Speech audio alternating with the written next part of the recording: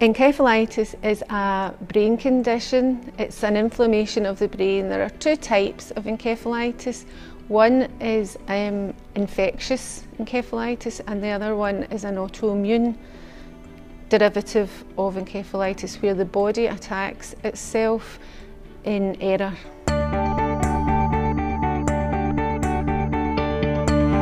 There are various symptoms depending on the kind of encephalitis that you have. So the infectious side of encephalitis, people present usually with flu-like symptoms, headache, sometimes nausea, changing in conscious level, and as the disease progresses, if it's not diagnosed, they can become unconscious, develop seizures, and in some severe cases can end up in a coma. With the autoimmune kind, it varies from symptoms, different symptoms for various people. That kind tends to have more changes in their personality and varying neurological symptoms to do with more emotional, psychological changes in their personality. The treatment is different for both of the different kinds. So the infectious kind is treated with antiviral medicine, and the autoimmune type is treated with usually immunoglobulin therapy and high-dose steroids.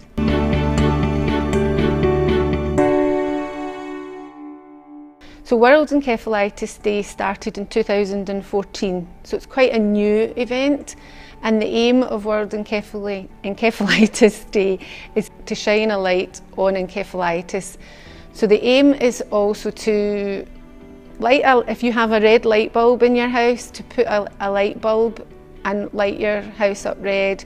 There are various buildings across the world being lit up, and it's to raise awareness of the condition. The condition affects about 6,000 people in the UK every year and about 500,000 people globally. The disease is not as well known as meningitis or motor neuron disease, but actually the incidence is higher than both of those conditions, although they are equally devastating.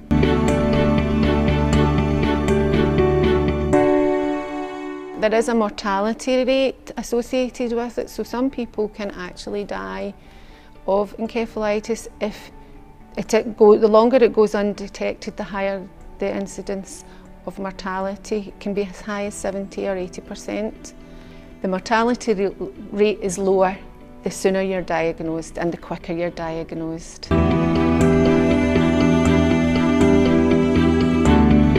So it affects everyday life in a huge variety of ways. Some people can take a long time recover and can recover to a near normal life as they were before, and some people have to, particularly patients who have been in comas, have to learn how to talk, walk, feed themselves, dress themselves.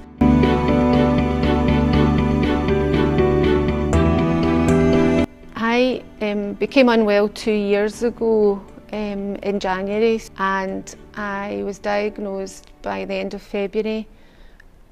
I became unwell quite quickly in January and saw many different doctors, but I believe my diagnosis came around fairly quickly and I was treated fairly quickly as well, so I consider myself very fortunate.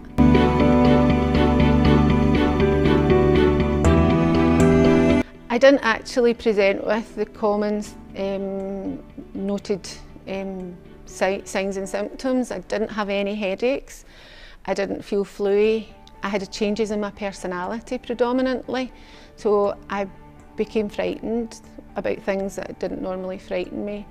I became vague.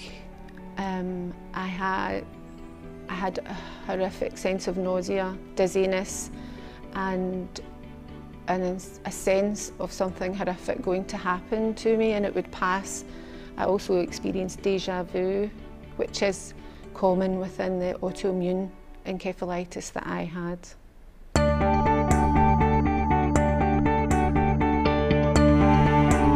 A huge sense of relief that there was definitely something wrong. It was mentioned that I could have been under stress, and that was what was making me feel the way I was. But deep inside I knew there was more to this, so it was a huge relief to actually find that there was, although it was diagnosed as encephalitis, I knew that I could be treated, and I was confident that I would be able to make a good recovery.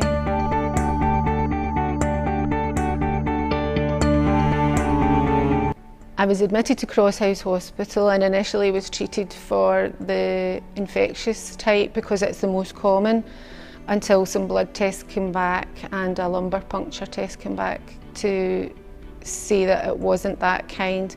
I was then transferred to the Southern General Hospital, to the specialist centre, and we waited 3 or 4 weeks before I got a definite diagnosis. 2 years ago the blood tests were sent to London. Now they're able to be done in Glasgow due to modern progression in medicine and testing. I had immunoglobulin treatment in the hospital, and then once I had a definite diagnosis of the type of autoimmune disease, I started on a long-term steroid course.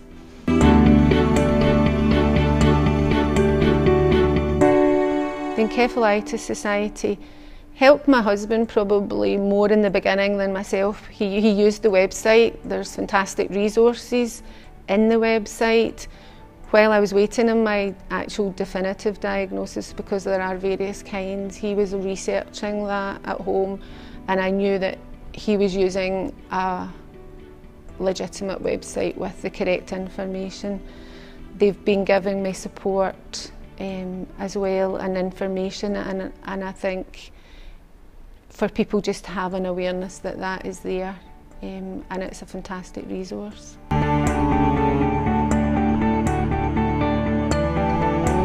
I would like people to know that although it is a devastating condition, I'm a walking example of how people can make a good recovery, to stay positive, to understand the disease. It's classed as a hidden disease. It's hidden because it affects your brain.